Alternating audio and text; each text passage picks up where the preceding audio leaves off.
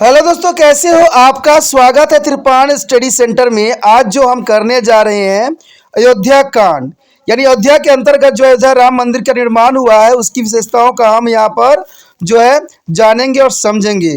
साथ में राम मंदिर से जुड़ी महत्वपूर्ण बातों का भी हम यहाँ एनालाइज करेंगे जो काफ़ी महत्वपूर्ण रहेगा। यहाँ पर वो बातें जो आज तक आप ने नहीं जाना है, नहीं पता है, तो आज हमारे समक्ष सारी बातों का जो है खुलासा होगा और आपको इस सब बातों को जो है मैं अवगत करवाऊंगा, और वो भी काफ़ी दिलचस्प रूप में। ये हिंदी इंग्लिश दोनों ही माध्यम में रहेंगे, तो ये आपके लिए काफ़ी महत्वपूर्ण हो जाएगा समझना। यहाँ पर जो है हम बात राम मंदिर से जुड़ी हर एक घटनाओं का विश्लेषण करेंगे और जानेंगे, और हर एक बात के आपके समक्ष रखेंगे, वो भी एमसीक्यू के अंतर्गत। चलिए देखते हैं हमारा आज एमसीक्यू क्या कहता है। यहाँ पर जो हम करने जा रहे हैं काफ़ी महत्वपूर्ण टॉपिक है अयोध्या कांड। देखा जाए तो यहाँ पर हम अयोध्या के जो नए निर्माण हुए हैं मंदिर उसके विषय में हम विस्तार पूर्वक चर्चा करेंगे और हर एक पहलू को जो है एनालाइज करेंगे, जो ये काफ़ी महत्वपूर्ण रहेगा हर एक कॉम्पिटिटिव एग्ज़ाम के लिए, क्योंकि जो चीज़ हो जाती है वो इतिहास हो जाता है और इतिहास के क्वेश्चन जो है हमेशा एग्ज़ाम में पूछे जाते हैं। लेकिन अभी रिसेंटली हमारे समक्ष ये सब चीज़ हुआ है, तो ये काफ़ी महत्वपूर्ण रहता है किसके बारे में जानना। तो चलिए देखते हैं यहाँ पर जो है अयोध्या जो नए निर्माण हुए हैं मंदिर उसके विषय में हम क्या जान सकते हैं। यहाँ पर त्रिपाण स्टडी सेंटर आपके समक्ष जो है एमसीक्यू के फॉर्म में कुछ क्वेश्चन लाए हैं जिसको आपको जानना चाहिए और समझना चाहिए। सबसे पहली बात अगर करें हम यहाँ पर, तो यहाँ क्वेश्चन है कि कौन सा महाकाव्य मुख्य रूप से भगवान राम और अयोध्या से जुड़ा हुआ है। देखिए काफ़ी महत्वपूर्ण क्वेश्चन है और ये क्वेश्चन सभी बच्चे जानते भी होंगे, समझते भी होंगे कि कौन सा महाकाव्य मुख्य रूप से भगवान राम और अयोध्या से जुड़ा हुआ है। देखा जाए तो महाभारत जो है, बी रामायण, सी भगवत गीता और डी स्कंद पुराण। देखिए इसका आंसर डायरेक्ट आपको पता होगा, आप अपना आंसर जो है कॉमेंट करके या मुझे जो है अपने कॉपी पे भी लिख के बता सकते हो। बाद में मुझे जो है इसको एनालाइज करने के लिए आपके लिए काफ़ी महत्वपूर्ण रहेगा। तो आपने अपना क्वेश्चन सोच लिया होगा। देखिए कौन सा महाकाव्य मुख्य रूप से भगवान राम और अयोध्या से जुड़ा हुआ है। देखिए महाभारत तो देखा जाए तो श्री कृष्ण से जुड़े हुए हैं और श्री कृष्ण ने भगवत गीता में ही जो है सारी बातों का जो है उल्लेख किया है, लेकिन यहाँ भगवान राम और अयोध्या से जुड़ी बातें हैं। तो देखा जाए तो इसका आंसर बी सही है, रामायण। रामायण ही है महाकाव्य है जो मुख्य रूप से भगवान राम और अयोध्या से जुड़ा हुआ है। आपको बता दूं कि भारतवर्ष में दो महाकाव्य हैं, दो महाकाव्य हैं, महाभारत और रामायण, जिसका अपना एक विशेष स्थान भारतीयों के दिलों में बसा हुआ है। चलिए देखते हैं अगला क्वेश्चन क्या है। अगला क्वेश्चन हमारे समक्ष आ गया है। देखिए क्वेश्चन बहुत ही क्लियर है कि 1992 में विवादित स्थल पर ढह गए ढांचे का क्या नाम था। आपको बता दूं कि ये जो नया अयोध्या मंदिर बनी है रामलला की, इसको जो है बहुत दिन पहले इस पर बहुत से संघर्ष लोगों ने किया, बहुत से लोगों ने बलिदान दिया, और 1952 में इस विवाद पे जो है एक वहाँ पर एक स्थल थी जिसको ढहा गया। उस स्थल का नाम बताना है कि किस स्थल को जो है ढहा के जो है राम मंदिर का निर्माण करवाया गया। ए बाबर महल था, बी बाबरी मस्जिद था, सी अयोध्या दरबार था, या डी सीता माता मंदिर। किसको ढा के जो है यहाँ पर अयोध्या मंदिर बनाई गई है। तो ये काफ़ी दिलचस्प क्वेश्चन है। कहते हैं बहुत से ऐसे राजा हुए जिन्होंने जो है हिंदुओं के बहुत से चिन्हों को नष्ट किए। अब समय आ गया है जहाँ पर जो है लोगों ने अपना जो खोया हुआ सम्मान था उसको उन्होंने ग्रहण किया है। तो कहते हैं ये बात हर एक समय काल के लिए सही नहीं होता है, क्योंकि किसी भी मंदिर मस्जिद गुरुद्वारा किसी को भी तोड़ना सही नहीं होता। कहते हैं जो बन चुका होता है वो महत्वपूर्ण होता है और वो सभी लोगों से के जो है भावनाओं से जुड़े हुए होते हैं। लेकिन क्या कहें, कहते हैं हमारे देश में भी बहुत से ऐसे कट्टरपंथी हैं जो एक दूसरे को धर्म को देखना पसंद नहीं करते हैं, और इसी का जो है यहाँ पर परिणाम हुआ था। लेकिन देखा जाए तो बहुत से लोगों को मानना था कि यहाँ पर पहले से ही राम मंदिर थी, तो इसको जो है राजाओं ने ढा के जो है यहाँ पर जो है कुछ चीज़ों का निर्माण कराया। तो यही क्वेश्चन है कि किस चीज़ का निर्माण जो वहाँ पर पहले थी जिसको तोड़ के जो है राम मंदिर का निर्माण करवाया गया। तो आप क्वेश्चन समझ गए हो कि 1992 में विवादित स्थल पर ढहाए गए ढांचे का क्या नाम था। तो आप अपना आंसर समझ गए होंगे, काफ़ी महत्वपूर्ण है। देखिए देखा जाए तो बाबर महल पे इतना विवादित तो हो नहीं सका, ठीक है। और सीता माता मंदिर, अगर क्योंकि अयोध्या का अगर यहाँ पर मंदिर बनाई गई है तो सीता माता मंदिर तो होगी नहीं, ठीक है। सी अयोध्या दरबार भी नहीं होगा क्योंकि ये तो राम से जुड़ा हुआ है, तो राम का फिर तोड़ के बनाना संभव नहीं है। और भी विवादित सबसे बड़ी बात यहाँ पर आ जाती है। तो बाबर महल में तो हो सकती है विवादित, क्योंकि ये जो है बाबरों के द्वारा बनाया गया था। तो देखा जाए तो यहाँ ऑप्शन बी सही है, बाबरी मस्जिद को जो है तोड़ के जो है यहाँ पर राम मंदिर का निर्माण करवाया गया अयोध्या में। तो ये विवाद हुई थी 1952 में, और इसको जो है आज इसको जो है कंप्लीट किया गया। तो ऑप्शन आप बी के साथ जा सकते हो, बाबरी मस्जिद को तोड़ के जो है यहाँ पर अयोध्या मंदिर का निर्माण करवाया गया, रामलला का जो है मंदिर का निर्माण करवाया गया। तो काफ़ी महत्वपूर्ण है। चलिए देखते हैं अगला क्वेश्चन क्या है।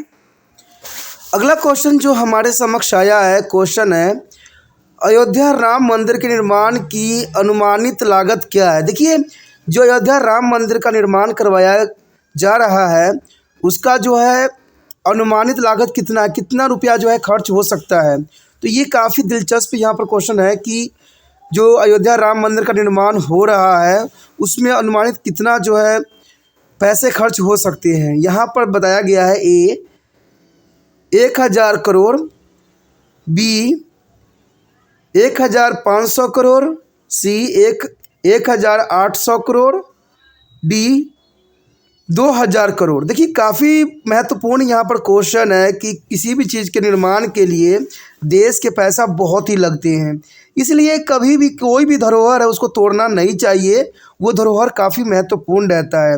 कहते हैं एक तो तोड़ जाते हैं फिर दूसरा का जो है प्रभाव पड़ता है, और इसका आपको पता है अगर इतना पैसे खर्च हो रहे हैं तो इसका मतलब है कि देश में बहुत सी चीज़ों पर जो है सरकार के द्वारा टैक्स बढ़ाई जाएगी, क्योंकि जनरल सी बात है सरकार ये पैसे जो है हम लोगों से ही लेती है। तो इसका मतलब है कि इस पर टैक्स बढ़ेगी, लोगों को जो है महंगाइयों का और भी सामना करना पड़ सकता है। बेशक ये लोग खुश हैं लेकिन इसकी महंगाई से भी उनको जो है दो चार हाथ करना पड़ सकता है। तो इसमें कोई बड़ी बात नहीं है, कहते हैं कुछ पाने के लिए हमें कुछ खोना भी पड़ेगा। तो ये क्वेश्चन बहुत काफ़ी दिलचस्प है, आप अपना आंसर जो है दे सकते हो या सोच सकते हो, काफ़ी महत्वपूर्ण है।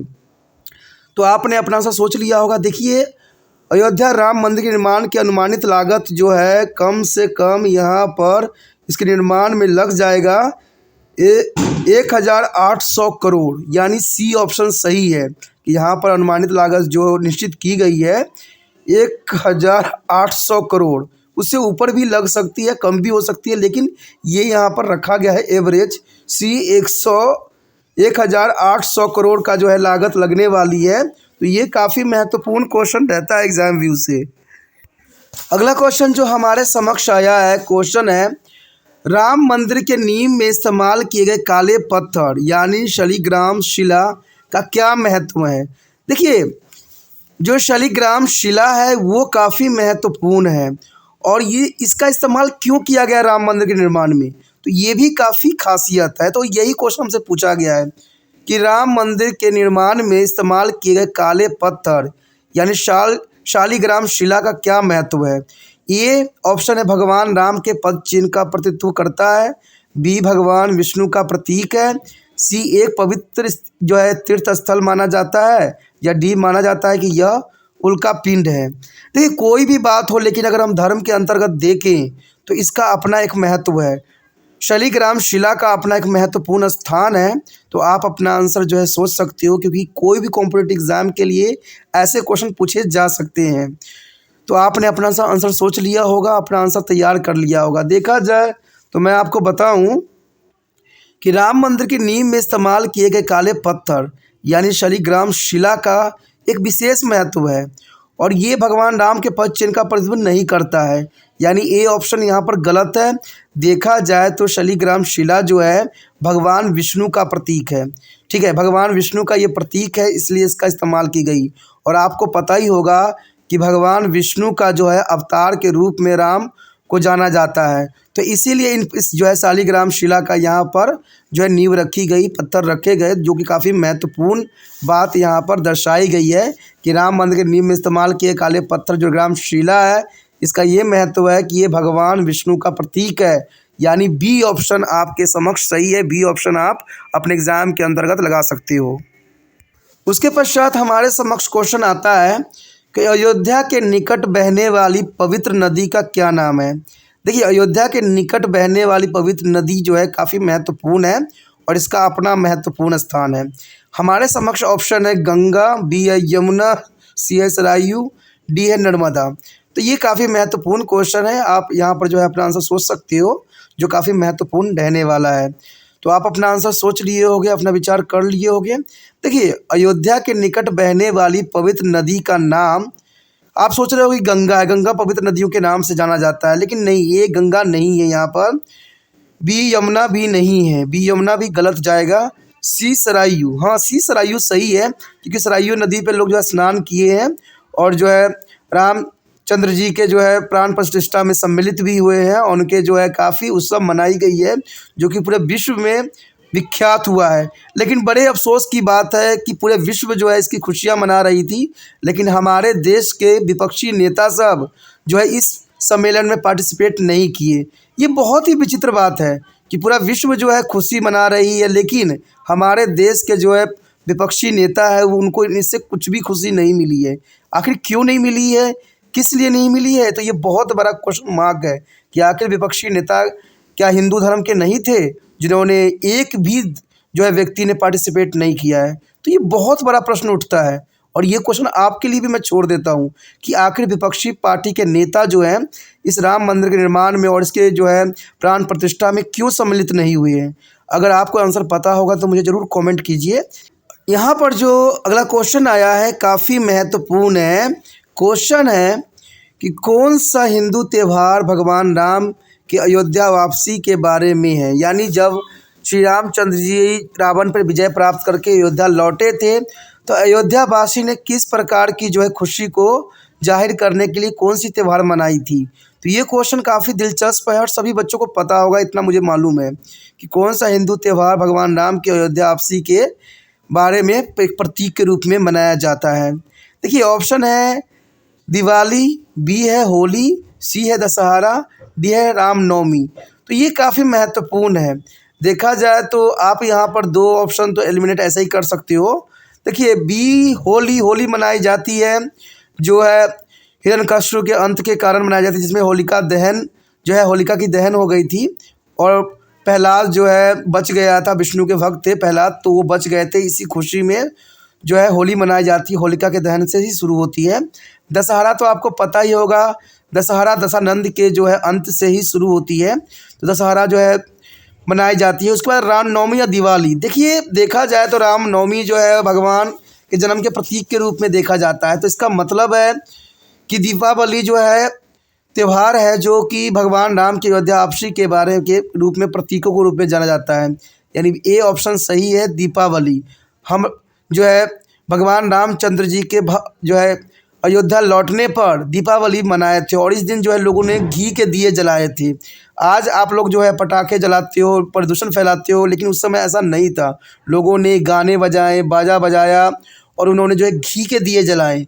कहते हैं ऐसा ही सादगी भरा दीपावली मनाना चाहिए, क्योंकि आपको पता है इससे प्रदूषण भी आजकल बहुत फैलती है।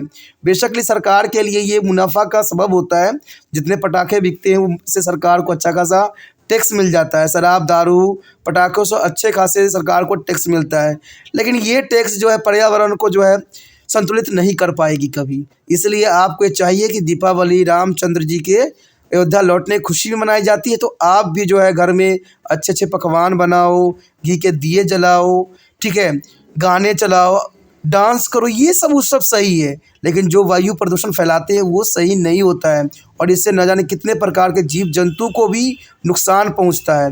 तो आप क्या सोचते होगे कि आपके ये खुशी में भगवान खुश होते होंगे?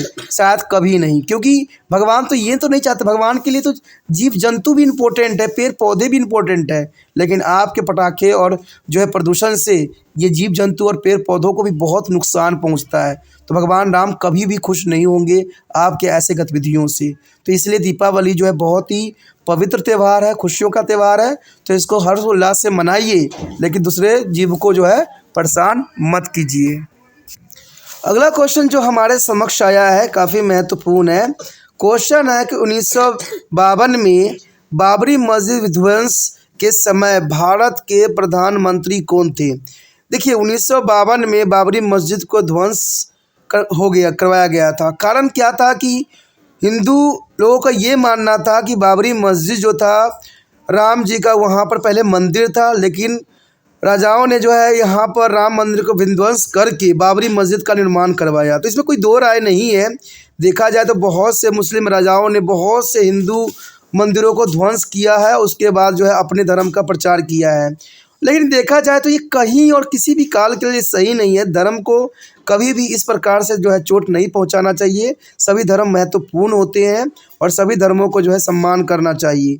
लेकिन देखा जाए तो 1992 में बाबरी मस्जिद ध्वंस के समय भारत के प्रधानमंत्री कौन थे।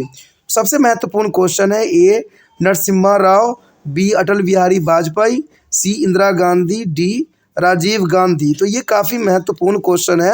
आप अपना आंसर जो है यहाँ पर दे सकते हो, समझ सकते हो। बहुत ही इंटरेस्टिंग क्वेश्चन है।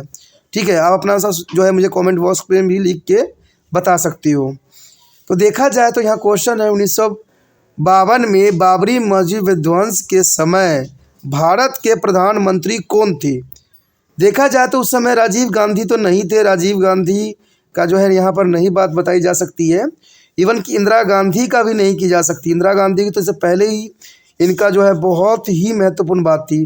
बट अटल बिहारी वाजपेयी जो थे बने थे, लेकिन उसके बाद कुछ ही समय में हट गए थे क्योंकि उनको जो है बहुमत प्राप्त नहीं था। इसलिए अटल बिहारी वाजपेयी को जो है इस समय प्रधानमंत्री नहीं रहे। तो देखा जाए एक ही ऑप्शन हमारे समक्ष रह गया, नरसिम्हा राव। तो 1992 में बाबर मस्जिद विध्वंस के समय भारत के प्रधानमंत्री नरसिम्हा राव थे। तो ये ऑप्शन काफ़ी महत्वपूर्ण है। ये ऑप्शन नरसिम्हा राव तो सही है। चलिए देखते हैं अगला क्वेश्चन क्या है।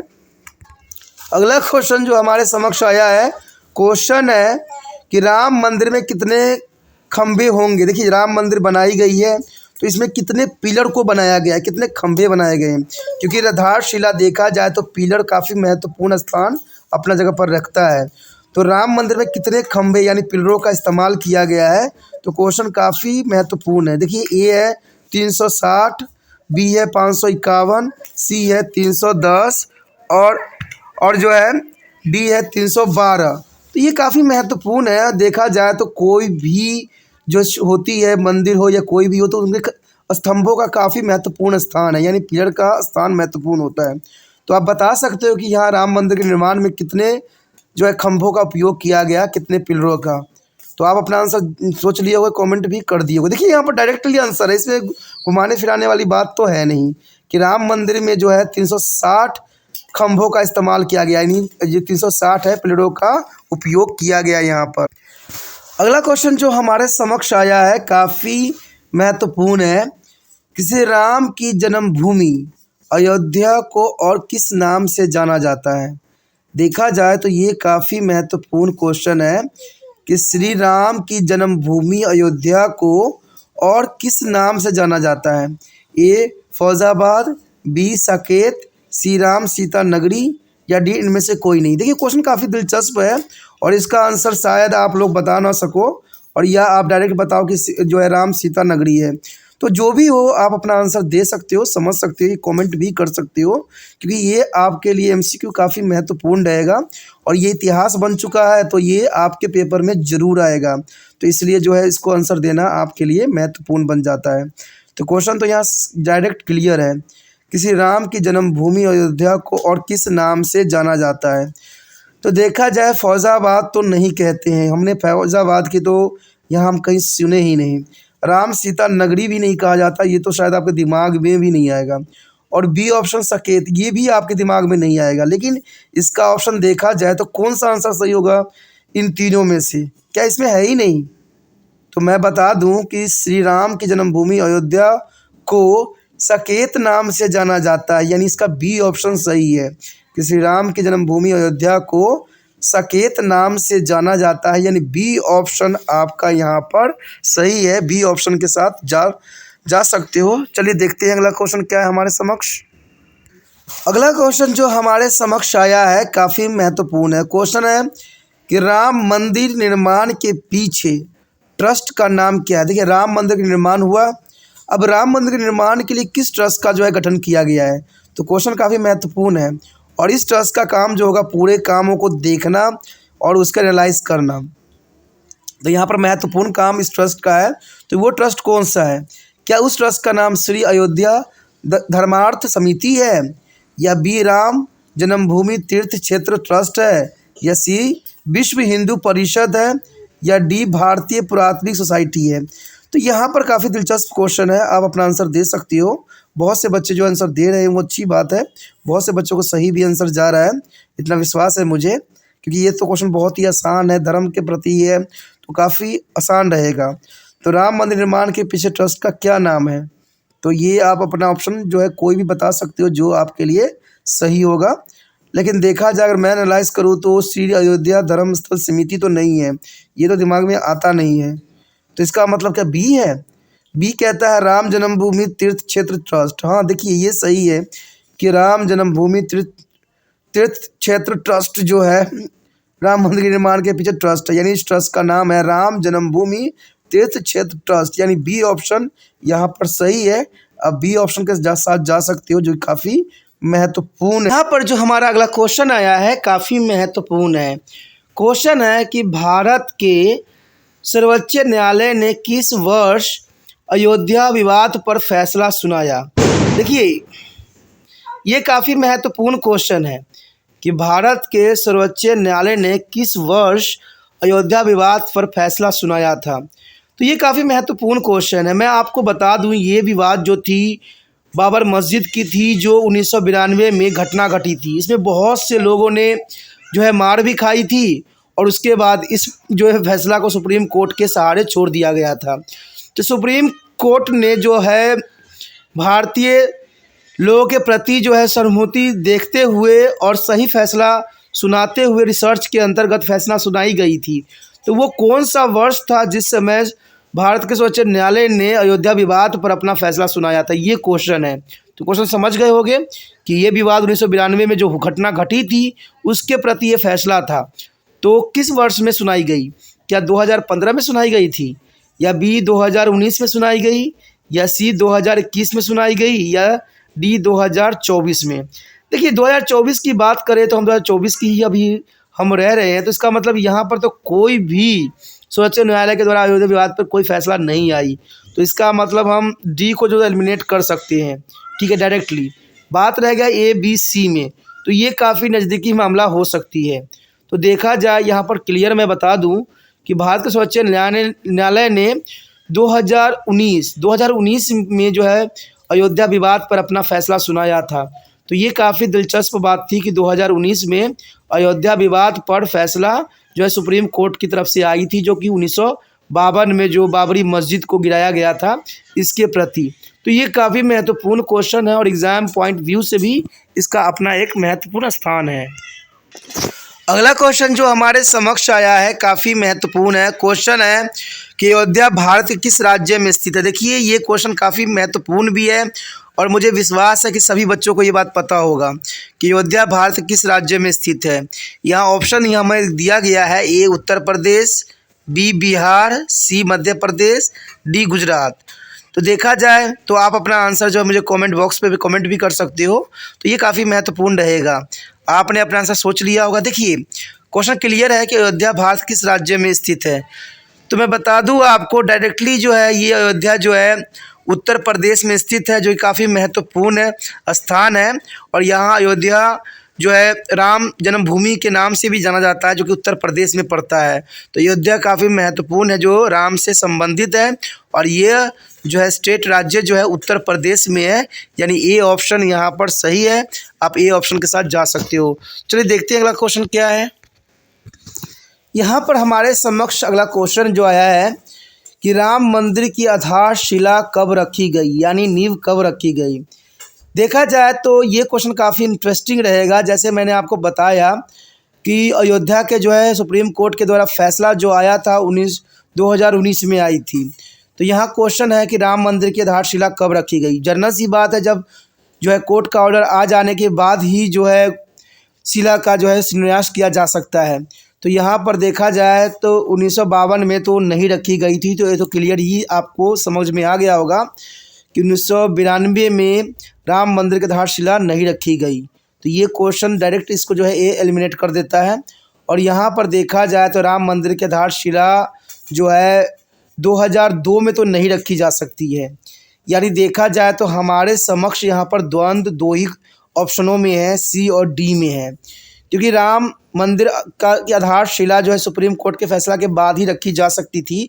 ये तो मैं समझता हूँ और आप भी यह बात समझते हो। तो देखा जाए सबसे नज़दीक जो है 2020 है और 2023 जो है थोड़ा सा काफ़ी दूर चला जाता है। तो इसका मतलब सी ऑप्शन इसका सही होगा कि राम मंदिर की आधारशिला जो है 2020 में रखी गई थी, यानी 2020 में। तो ये काफ़ी महत्वपूर्ण बात है और इसको जो है निर्माण करने का उत्तर प्रदेश सरकार को जिम्मा सौंपी गई थी। और देखा जाए तो ये बहुत ही जल्द जो है तैयार भी हो गई, यानी 2024 में जो है इसका जो है प्राण प्रतिष्ठा भी कर दी गई। तो काफ़ी जो है कम समय में तैयार किया गया। कहते इतने बड़े भवन का निर्माण करना वो भी कुछ ही समय में काफ़ी महत्वपूर्ण बात की तरफ इशारा करता है और कुछ घटनाओं को भी यहाँ पर प्रदर्शित करता है। तो कहते हैं कोई चीज़ जल्दबाजी में किया गया चीज़ कभी भी जो है प्रॉब्लम ही क्रिएट करता है। कहते हैं जल्दबाजी नहीं करना चाहिए। पता नहीं क्यों जो है बहुत जल्दबाजी के साथ जो है राम मंदिर का निर्माण करवाया गया। कहते हैं इसमें बहुत ही महत्वपूर्ण बात है और ज़रूरी भी है। ये सब कहते हैं राजनीतिक खेल होती है जिसमें हर कोई नहीं पढ़ना चाहता है। कहते हैं 2024 में देखा जाए तो इलेक्शन भी है जो काफ़ी महत्वपूर्ण रखता है और इसको 2024 में जो है प्राण प्रतिष्ठा भी की गई। तो बहुत से नेता लोग जो हैं इसको अपने इलेक्शन के साथ इसको जोड़ के देखते हैं। चलिए जिसका जो मर्ज़ी जोड़ना है, जैसे मर्ज़ी करना है, उनका अपना सोच है, विचार है। कहते हैं हमारे लिए तो यही खुशी की बात है कि राम मंदिर जो है बनाई गई, अच्छी बात है। लेकिन दूसरी बात ये भी आता है कि हमें सभी धर्मों को साथ में लेकर चलना चाहिए। हर एक धर्म महत्वपूर्ण होता है। चलिए देखते हैं अगला क्वेश्चन क्या है हमारे समक्ष। देखिए उसके पश्चात हमारे समक्ष क्वेश्चन आता है, काफ़ी महत्वपूर्ण क्वेश्चन है कि राम मंदिर पर गुंबदों की नियोजित संख्या क्या है। राम मंदिर पर गुंबदों की नियोजित संख्या कितनी है। गुंबद आप समझते हो क्या होता है। गुंबद का मतलब होता है कि जो मंदिरों में या गुरुद्वारों के ऊपर देखे होंगे गोला सा जो बनाई जाती है, उस पर पटाखे लगाई जाती है, तो उसे गुंबद कहते हैं। तो राम मंदिर में कितने जो है गुंबदों की संख्या रखी गई है। देखिए ये काफ़ी महत्वपूर्ण क्वेश्चन है, तो ये इसका आंसर आप दे सकते हो। ठीक है, इसमें ऑप्शन दिया हुआ है 3 गुंबद रखे गए हैं। बी ऑप्शन कहता है कि 5 गुंबद रखे गए हैं। सी कहता है 7 जो है गुंबदों का प्रावधान किया गया है। डी कहता है 9 गुंबदों का प्रावधान किया गया है। तो देखा जाए तो कोई एक ही ऑप्शन सही हो सकता है इसमें से, लेकिन देखा जाए तो आपको पता है हम आधुनिक युग में है, तो यहाँ पर वास्तुशास्त्र को लेके चला जाता है। तो कुछ ऐसा ही कोई डिजिट होगा जो कि हमारे लिए काफ़ी महत्वपूर्ण हो सकता है। तो यहाँ पर उसी बात का निश्चित की गई होगी। तो ये काफ़ी महत्व रखता है। आप यहाँ पर अपना आंसर दे सकते हो या मुझे कमेंट भी कर सकते हो कि इसमें से कौन सा ऑप्शन जो है करेक्ट है, सही है। ठीक है, जो कि काफ़ी महत्वपूर्ण रहेगा एग्ज़ाम पॉइंट ऑफ व्यू से, और ये ज़रूरी भी रहेगा क्योंकि आज के समय में देखा जाए तो राम मंदिर जो अयोध्या की थी ये काफ़ी महत्वपूर्ण है और ये अब हर एक MCQ में डाले जाएंगे, चाहे इसका निर्माण किसने करवाया, कब हुआ, क्या हुआ। तो ये महत्वपूर्ण बन जाता है। मुझे विश्वास है कि हर एक कॉम्पिटिटिव एग्जाम में अब ये क्वेश्चन का जो है महत्वता बढ़ती चली जाएगी। तो ये क्वेश्चन जो है आपको अभी से समझ में होना चाहिए, क्योंकि कोई भी एग्ज़ाम हो ये ज़रूर क्वेश्चन आएंगे ही आएंगे। तो आपने अपना आंसर जो है सोच लिया होगा, दे भी चुके होंगे, अच्छी बात है। देखिए राम मंदिर पर गुंबदों की नियोजित संख्या क्या है, क्वेश्चन ये है। तो देखा जाए तो जैसे मैंने बताया कुछ ऐसा डिजिट रखा जाएगा जो कि काफ़ी महत्वपूर्ण है। हमें पता है कि 5 तंत्र होते हैं, 5 हमारा ज्ञानेंद्रियाँ होती है। ठीक है, 5 का जो है बहुत ही महत्वपूर्ण आंकड़ा होता है हिंदू धर्म में। तो इसका मतलब जो है 5 का ही कुछ होगा। तो इसका मतलब बी ऑप्शन सही है। यानी देखा जाए तो 5 गुंबदें जो है नियुक्त की गई है राम मंदिर में, और ये 5 गुंबद को जो है अपना एक विशेष महत्व रखता है। कहते हैं बीच में महत्वपूर्ण एक रखी गई है, उसके बाद चारों साइड जो है एक गुंबद का जो है प्रावधान किया गया है। तो ये राम मंदिर काफ़ी दिलचस्प है, काफ़ी महत्वपूर्ण है और काफ़ी धार्मिक स्थल आज बन गया है हिंदुओं के लिए। चलिए देखते हैं अगला क्वेश्चन क्या है हमारे समक्ष। अगला क्वेश्चन जो हमारे समक्ष आया है काफ़ी महत्वपूर्ण है। क्वेश्चन है कि अयोध्या राम मंदिर की स्थापत्य शैली कौन सी है। देखिए यहाँ पर आप सोच रहे होंगे कि अयोध्या राम मंदिर की स्थापत्य शैली कौन सी है, तो यह शैली क्या हो सकती है। देखिए दोस्तों, कोई भी मंदिर, मस्जिद, गुरुद्वारा किसी का भी निर्माण करवाया जाता है ना, उसमें एक शैली होती है और शैली कई प्रकार के होते हैं। जैसे यहाँ पर ऑप्शन में भी दिया गया है, मुगल शैली भी होती है, उसका बी यूरोपीय शैली भी होती है, सी द्रविडियन शैली भी होती है और डी नगारा शैली भी होती है। तो ये कई शैली होते हैं जिसमें जो है बड़े बड़े मंदिरों, मस्जिदों का निर्माण करवाया जाता है। तो यहाँ देखा जाए तो अयोध्या राम मंदिर की स्थापत्य शैली कौन सी है, किस शैली में जो है अयोध्या का मंदिर का जो है निर्माण करवाया गया। तो ये क्वेश्चन काफ़ी महत्वपूर्ण रखता है हर एक कॉम्पिटिटिव एग्जाम के लिए। तो आप मुझे आंसर बता सकते हो कि कौन सा जो है शैली का जो है यहाँ पर उपयोग किया गया है। तो ये काफ़ी महत्वपूर्ण रहता है एग्जाम पॉइंट ऑफ व्यू से। तो आपने अपना आंसर सोच लिए होगे, अच्छी बात है। आप अपना आंसर जो है मुझे कमेंट बॉक्स पे भी लिख सकते हो। तो मैं अगर आपको आंसर बताना चाहूँ तो देखिए, अयोध्या राम मंदिर का स्थापित शैली कौन सी होगी। देखिए ये ऑप्शन बोलता है मुगल शैली। तो देखा जाए, जैसे हमने मंदिर को देखा है, मुगल शैली तो कहीं दूर दूर तक नज़र नहीं आती है। बी कहता है यूरोपीय शैली। यूरोपीय शैली जैसा जैसे यूरोप में मंदिर बनाई जाती है, उस शैली का तो यहाँ पर नामो निशान तक भी नहीं है। अब देखा जाए तो द्रविडियन शैली तो जो भारत का था, लेकिन कि इसमें भारत का जो होते हुए भी इसमें कोई भी जो है द्रविड़ शैली का उपयोग नहीं किया गया है कहीं भी। तो इसका मतलब सी ऑप्शन भी गलत जा रहा है। तो देखा जाए डी ऑप्शन रह गया है हमारे समक्ष।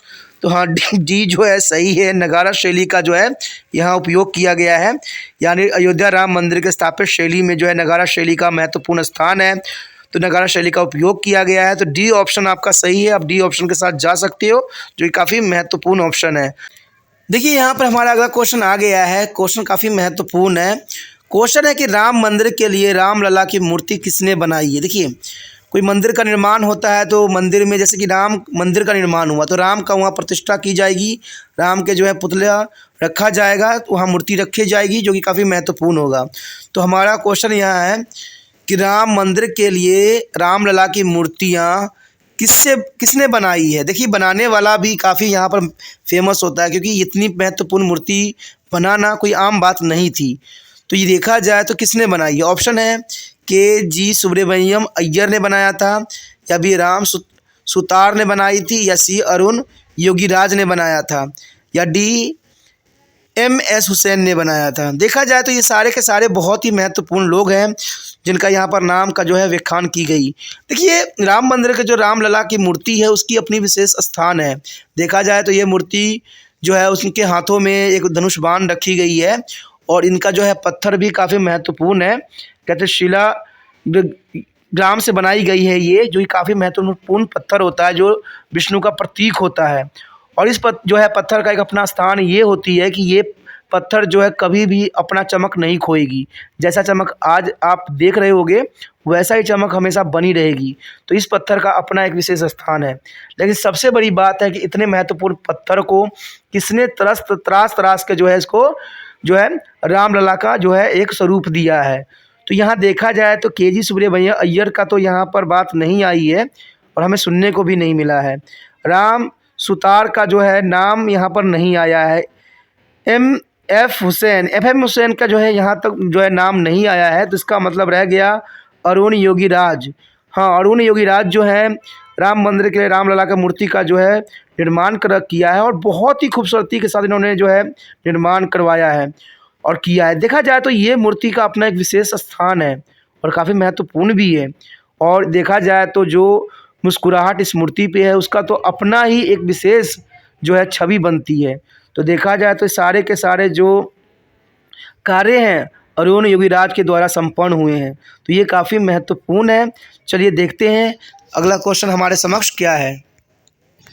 देखा जाए तो अगला क्वेश्चन हमारे समक्ष आ गया है। क्वेश्चन है, राम मंदिर परिसर में कितने एकड़ भूमि शामिल है। देखिए, क्वेश्चन बहुत क्लियर है कि राम मंदिर परिसर में कितने एकड़ भूमि शामिल है। इसका क्वेश्चन को मतलब समझाता हूँ कि जो राम मंदिर बनाई गई है अयोध्या में वो कितने क्षेत्रफल में फैला हुआ है, इसकी लंबाई चौड़ाई कितने एकड़ को जो है कवर करती है। तो ये काफ़ी महत्वपूर्ण क्वेश्चन। देखिए, आपने राम मंदिर के वैभव भी देखा होगा, काफ़ी विस्तृत है और काफ़ी दूर तक फैला हुआ है।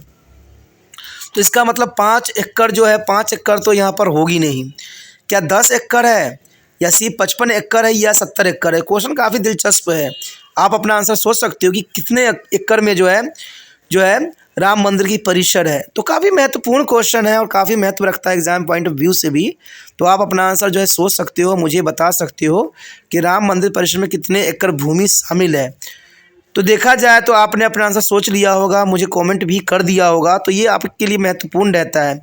तो मैं आपको क्लियर बता दूं कि राम मंदिर परिसर जो है लगभग 70 एकड़ में फैली हुई है। 70 एकड़ बहुत बड़ी होती है, आप समझ सकते हो, क्योंकि इतना बड़ा मंदिर का निर्माण करवाया गया है और भी रामचंद्र भगवान के नाम से। तो जनरल सी बात है, इसका आने वाला समय में और भी महत्वपूर्ण स्थान रहेगा, महत्व भी बढ़ेगा। तो इसलिए जो है भविष्य को ध्यान में रखते हुए इसमें जो है 70 एकड़ भूमि का जो है उपयोग किया गया है, जो कि काफ़ी महत्वपूर्ण यहाँ पर बन जाता है। चलिए देखते हैं अगला क्वेश्चन क्या है हमारे समक्ष। देखिए अगला क्वेश्चन जो है हमारे समक्ष आ गया है। क्वेश्चन है कि राम मंदिर का निर्माण किसके द्वारा कराया जा रहा है। क्वेश्चन काफ़ी दिलचस्प है, महत्वपूर्ण भी है कि राम मंदिर का निर्माण किसके द्वारा कराया जा रहा है। ए श्री राम जन्मभूमि तीर्थ क्षेत्र के अंतर्गत, बी उत्तर प्रदेश सरकार के द्वारा, सी केंद्र सरकार के द्वारा, या डी इनमें से कोई नहीं। अब बहुत से बच्चे इसमें कंफ्यूज हो जाएंगे कि राम मंदिर का निर्माण किसके द्वारा कराया जा रहा है, और कई बच्चे जो है ऑप्शन देंगे केंद्र सरकार, कोई देंगे उत्तर प्रदेश सरकार, कोई देंगे श्री राम जन्मभूमि तीर्थ क्षेत्र। सबके अपने अपने आंसर होंगे, लेकिन आंसर तो इसमें एक ही है। सबसे बड़ी बात है क्वेश्चनों को समझना कि राम मंदिर का निर्माण किसके द्वारा कराया जा रहा है। देखा जाए तो अभी के समय जो है यहाँ पर बीजेपी की सरकार है, तो क्या बीजेपी करवा रही है? और देखा जाए तो उत्तर प्रदेश में बीजेपी की सरकार के अंतर्गत जो है वहाँ पर योगी सरकार है, तो काफ़ी महत्वपूर्ण है। तो देखा जाए तो कौन बना रहा है? श्री राम जन्मभूमि तीर्थ क्षेत्र भी एक महत्वपूर्ण है, जो कि राम मंदिर के निर्माण के लिए गठन की गई थी। तो आपका आंसर क्या हो सकता है, आप मुझे कमेंट बॉक्स पर लिख के बता सकते हो, क्योंकि आपका आंसर महत्वपूर्ण रहेगा। क्योंकि आपको कॉम्पिटिटिव एग्ज़ाम अटैम्प्ट करना है, तो आप सबसे पहले आंसर आपको देना चाहिए। इससे आपकी तैयारी का भी परख हो जाती है। तो आपने अपना आंसर सोच लिया होगा, लिख भी दिया होगा या कमेंट भी कर दिया होगा। देखिए क्वेश्चन यह क्लियर है कि राम मंदिर का निर्माण किसके द्वारा कराया जा रहा है। तो यहाँ पर बता दूं मैं, केंद्र सरकार, देश बेशकली अभी बीजेपी सरकार है और केंद्र में सरकार भी वही है, लेकिन केंद्र सरकार इसको अपने हाथों में नहीं ली है। देखिए सरकार अपने हाथों में क्यों लेगी? अगर सरकार अपने हाथों में लेगी तो विपक्षी नेता ये कहेंगे कि इलेक्शन के लिए जो है ये अपना ट्रम्प कार्ड खेल रहे हैं। तो केंद्र सरकार ने तो अपने जिम्मा इसको नहीं लिया है। बेशकली बीजेपी की सरकार के समय काल में ही हुआ है, लेकिन बीजेपी सरकार ने कभी भी अपना श्रेय इस पर नहीं लेने की कोशिश किया है। नहीं तो विपक्षी नेता जो है इन पे बार करते रहेंगे और सरकार गिराने की बहुत कोशिश कर सकती है। इसलिए केंद्र सरकार ने ऐसा कार्य नहीं किया है, लेकिन बेशकली केंद्र सरकार का ही यहाँ पर महत्वपूर्ण आकांक्षा जरूर इसमें निहित है। देखा जाए तो उत्तर प्रदेश सरकार देखा जाए तो उत्तर प्रदेश सरकार भी महत्वपूर्ण बात है, क्योंकि वहाँ पर भी बीजेपी की सरकार है। तो आप लोग ये सोच रहे होंगे कि उत्तर प्रदेश सरकार ने जो है ये जो है कार्य जो है किया होगा, लेकिन ऐसा नहीं है। कहते हैं उत्तर प्रदेश सरकार के देख रेख में जरूर ये संपन्न हुई है, लेकिन निर्माण का कार्यभार जो है यहाँ पर एक ही को गया है, वो है ए श्री राम जन्मभूमि तीर्थ क्षेत्र। सरकार ने पहले ही इस ट्रस्ट की जो है गठन कर दी थी, यानी सारा श्रेय जाता है यहाँ पर श्री राम जन्मभूमि तीर्थ क्षेत्र। तो श्री राम जन्मभूमि तीर्थ स्थल को जो है निर्माण कराने का कार्यभार सौंपा गया था, जो कि काफ़ी महत्वपूर्ण है, और इसको बहुत ही समय रहते हुए ही तैयार कर लिया गया। यानी देखा जाए तो 2020 में जो है इसका शिलालेख रखी गई, नींव रखी गई, और 2024 के स्टार्टिंग समय में ही जो है पूरा कर ली गई। यानी 3 साल से भी कम समय के अवधि में जो है इसका निर्माण करवाया गया। तो ये बहुत जल्दबाजी में हुई है। आखिर क्यों हुई है जल्दबाजी में और इसका कारण क्या है, ये तो भविष्य ही बताएगी कि क्या था। लेकिन देखा जाए तो इस क्वेश्चन के अंतर्गत राम मंदिर का निर्माण जो है श्री राम जन्मभूमि तीर्थ क्षेत्र के अंतर्गत करवाई गई है। चलिए देखते हैं अगला क्वेश्चन क्या है हमारे समक्ष। अगला क्वेश्चन जो हमारे समक्ष आया है काफ़ी महत्वपूर्ण है। क्वेश्चन है कि निम्नलिखित में से कौन अयोध्या में राम मंदिर का निर्माण कर रहा है। देखा जाए तो निम्नलिखित में से कौन अयोध्या में राम मंदिर का निर्माण कर रहा है, यानी कौन बना रहा है। अब यहाँ पर हमसे ये क्वेश्चन पूछ लिया गया है कि अयोध्या का निर्माण कौन करवा रहा है, कोई व्यक्ति मेन होगा जरूर। जैसे कि आपको पता है कोई ना कोई आर्किटेक्टर होता है जो पूरे चीज़ का निर्माण करवाता है, मतलब मेन बंदा होता है। जैसे आपको पता है कि हड़प्पा सभ्यता की खोज कई लोगों ने की, लेकिन दयानंद सैनी और जो है जॉन मार्शल का नाम महत्वपूर्ण रहता है। जॉन मार्शल ही महत्वपूर्ण है, तो उसका एक मेन हेड होता है। तो हमसे यहाँ पर हेड का नाम पूछ लिया है कि निम्नलिखित में से कौन अयोध्या में राम मंदिर के निर्माण का हेड है, जिसको सारे कार्यभार दी गई है। ठीक है, देखिए जो जो अयोध्या ट्रस्ट क्षेत्र जो है उन्होंने काम एक व्यक्ति को सौंपा है, वो व्यक्ति का यहाँ पर नाम पूछ रहा है कि वो कौन व्यक्ति जिसको ये काम का जिम्मा दी गई थी। ठीक है, ये ऑप्शन है पीओ सोमापुरा ने, बी बुंदा सोमया ने, या बी बीबी देसी ने, या डी चंद्रकांत सोमपुरा। ये काफ़ी महत्वपूर्ण नाम है, तो आप अपना आंसर सोच सकते हो कि कौन और किस व्यक्ति को जो है अयोध्या में राम मंदिर निर्माण का कार्यभार संभालने के लिए दिया गया था। तो ये एग्ज़ाम पॉइंट ऑफ व्यू से काफ़ी महत्वपूर्ण तो रहता ही रहता है, और देखा जाए तो कॉम्पिटिटिव एग्ज़ाम के लिए ये काफ़ी महत्वपूर्ण क्वेश्चन बन जाता है। तो आप अपना आंसर जो है दे चुके होगे, आंसर बता दिए होगे, अच्छी बात है। देखिए निम्नलिखित में से कौन अयोध्या में राम मंदिर निर्माण कर रहा है, तो देखा जाए पीओ सोमपुरा। पीओ सोमपुरा का नाम तो यहाँ पर नहीं आता है, इनको नहीं कार्यभार संभाला दिया गया है। बी है बुंदा सोमया, बुंदा सोमया भी नहीं है, यानी इसका मतलब सी होगा बीबी देसी। जी नहीं, बीबी देसी भी जो है राम मंदिर निर्माण में अपना पार्टिसिपेशन नहीं कर रहे हैं, तो इसका मतलब डी चंद्रकांत सोमपुरा। जी हाँ, डी ऑप्शन सही है। चंद्रकांत सोमपुरा के जो है जिम्मे सारे कार्यभार दी गई है, और निर्माण का सारा कार्य इन्हीं को करना है, और इनके कारण ही जो है राम मंदिर का एक नया रूप प्रदान किया जाएगा। तो ये काफ़ी महत्वपूर्ण व्यक्ति है, क्योंकि इनका ही नाम काफ़ी चलेगा। कहते हैं जो व्यक्ति को काम दिया गया उन्हीं के नाम से पूरा कार्यभार होती है। तो चंद्रकांत सोमपुरा भी यहाँ पर महत्वपूर्ण व्यक्ति हैं, जिनके जो है कंधों पर अयोध्या में राम मंदिर के निर्माण के कार्यभार को सौंपा गया है। तो ये काफ़ी महत्व रखता है। चलिए देखते हैं अगला क्वेश्चन क्या है। अगला क्वेश्चन जो है हमारे समक्ष आ गया है, क्वेश्चन अंतिम है कि राम मंदिर की ऊंचाई कितनी होगी। ये काफ़ी महत्वपूर्ण और दिलचस्प है। मैं आपको बता दूं कि राम मंदिर को जो है 3 फ्लोर बनाई गई है, 3 फ्लोर बनाई गई है, जो कि काफ़ी महत्वपूर्ण है।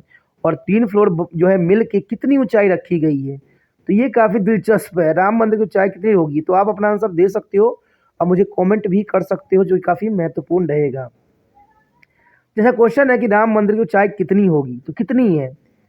ए 161 फीट, बी 160 फीट, सी 170 फीट, डी 171 फीट। देखिए ये काफ़ी क्वेश्चन एक दूसरे के नज़दीक है, दोनों 61 के एक के नज़दीक है और 70 के एक के नज़दीक है। तो इसका मतलब कुछ तो यहाँ पर है। तो यहाँ पर सोचने की बात है कि देखा जाए तो यहाँ पर घुमाने वाली बात तो आती नहीं है। जिन बंदों को पता होगा कि सर डायरेक्ट आंसर क्या है, वो डायरेक्ट आंसर देंगे। तो यहाँ पर क्लियर है कि राम मंदिर की ऊंचाई जो है 161 फीट रखी गई है, यानी ए ऑप्शन यहाँ पर सही है कि राम मंदिर की ऊंचाई जो है 161 फीट रखी गई है। तो आप ए ऑप्शन के साथ जा सकते हो और ये ऑप्शन आपका सही है। देखिए दोस्तों, यहाँ पर जो ये क्वेश्चन हमने किया है काफ़ी महत्वपूर्ण है और कॉम्पिटिटिव एग्ज़ाम के लिए भी महत्वपूर्ण है। कहते हैं ना, जो बीत जाता है वो इतिहास हो जाता है, और इतिहास का क्वेश्चन हमेशा ही कोई भी एग्ज़ाम के लिए भी ये महत्वपूर्ण रह जाता है। तो यहाँ पर आप देखिएगा कि ये मंदिर काफ़ी चर्चा का विषय बना रहा है, क्योंकि इसमें बहुत से जो है कार्य निहित थे। तो ये काफ़ी महत्वपूर्ण रहता है, और देखा जाए तो क्वेश्चन भी काफ़ी महत्वपूर्ण थे जो मैंने आपके समक्ष रखा। तो इसको अच्छे से एनालाइज कीजिए, समझिए और अपने एग्ज़ाम की जो है तैयारी कीजिए, क्योंकि कोई भी कॉम्पिटिटिव एग्ज़ाम में ये क्वेश्चन पूछे जाएंगे। लेकिन सबसे बड़ी बात है कि अगर इस क्वेश्चनों के आप समर्थक हो तो जितना हो सके इस वीडियो को शेयर कीजिए। और ये वीडियो हर एक बच्चों के लिए महत्वपूर्ण होगा, चाहे वो कॉम्पिटिटिव एग्ज़ाम की तैयारी कर रहे हो, चाहे बोर्ड एग्ज़ाम की तैयारी कर रहे हो, क्योंकि क्वेश्चन तो कहीं भी आ जाएगा। आपको पता है कि आजकल पैसेज रूप में जो है बोर्डों में एग्ज़ाम में आते हैं, तो वहाँ पर पैराग्राफ जो है इसी के क्वेश्चन के दे देंगे, अब पूछ लिया जाएगा क्वेश्चन। तो ये हर के लिए इम्पोर्टेंट है, जितना हो सके इस वीडियो को शेयर कीजिए, क्योंकि शेयर ही दूसरे बच्चों का केयर है। पहली बार मेरे चैनल पे आए हो, पहली बार वीडियो देख रहे हो, समझ में आ रहा है, अच्छा लग रहा है और चाहते हो कि और भी वीडियो आपको इसी प्रकार प्राप्त होता रहे, क्योंकि दोस्तों यहाँ पर कोई भी क्वेश्चन का सिलसिला रुकने वाला नहीं है। कहते हैं आप जो मर्जी करो, लेकिन हम तो रुकने वाले अब है नहीं, क्योंकि यहाँ पर आपको पता है कि 8th से लेके MA तक के बच्चों के लिए सारे वीडियो उपलब्ध हैं और हर एक कॉम्पिटिटिव एग्ज़ाम के लिए भी MCQ यहाँ उपलब्ध है। तो यहाँ पर बहुत ही विस्तृत तिरपान स्टडी सेंटर है। एक बार अगर आप जुड़ जाइएगा तो मुझे नहीं लगता कि आप कहीं और दोबारा जाइएगा। तो जर्नल सी बात है, चैनल को सब्सक्राइब कीजिए, सब्सक्राइब कीजिएगा तभी जो है अगले वीडियो का नोटिफिकेशन मिलेगा। तो सोचिए नहीं, विचार ना कीजिए, अभी तिरपान स्टडी सेंटर को सब्सक्राइब करके अपने मोबाइल में सेव कीजिए।